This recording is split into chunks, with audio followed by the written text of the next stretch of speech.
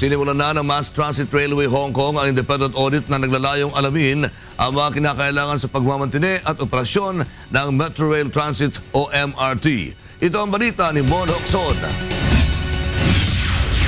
Mahigit 6 na bilyong piso ang inilaang budget ng Department of Transportation and Communication para sa maintenance ng MRT. Nais makasiguro ng DOTC na hindi masasayang ang napakalaking halaga na ito kaya't inimbitahan ng MRT Corporation at ng DOTC ang mga eksperto at mismong manufacturer ng mga tren mula sa Hong Kong para mag-audit. 52 araw mananatili sa bansa ang mga taga-Mass Transit Railway Hong Kong upang pag-aralan ang sistema ng operasyon ng MRT bukod pa ang isasagawang audit. Marami ng pag-aaral at audit sa MRT subalit ito ay ginawa mismo ng mga maintenance provider. Nais ng DOTC na magkaroon ng pag-aaral na isasagawa ng isang independent group. Gusto rin natin na makita naman from an independent body naman yung gagawa ng inspection para ma-validate natin lahat kung ano ba talaga yung nangyayari.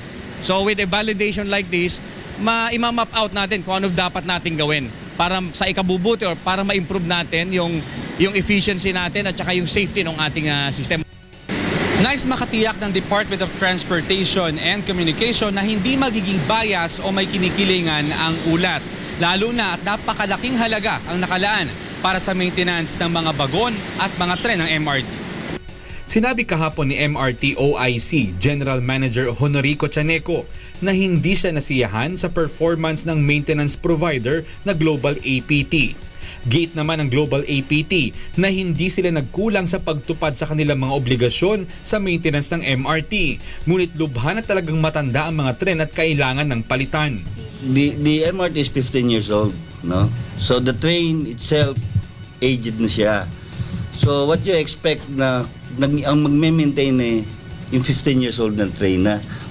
Samantala kaninang umaga, naranasan na naman ng mga pasahero ang mahabang pila sa MRT.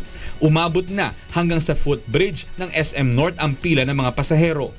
Ayon sa pamunuan ng MRT, 17 tren lamang ang pinabiyahe kaninang umaga sa halip na 19 at nagkaroon rin ng sira ang isa sa mga tren.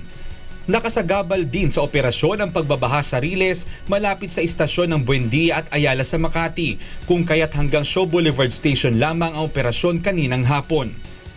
Kanina, mayroong isa na nakita na may mga hindi maayos siyang system na hindi gumagana. So ang ginawa nila, hindi muna dineploy. So kaninang umaga, nung peak hour, mga 17 trains muna kaagad yung na-deploy. So may balance tayo na dalawa, no?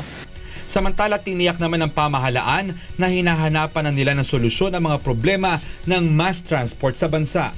I understand talagang, and that's the reason why talagang inaasikaso talaga ngayon to. Yung maintenance pinag-aaralan, matatapos na yata yung maintenance ng bagong maintenance provider. Mon Hocson, UNTV News Worldwide.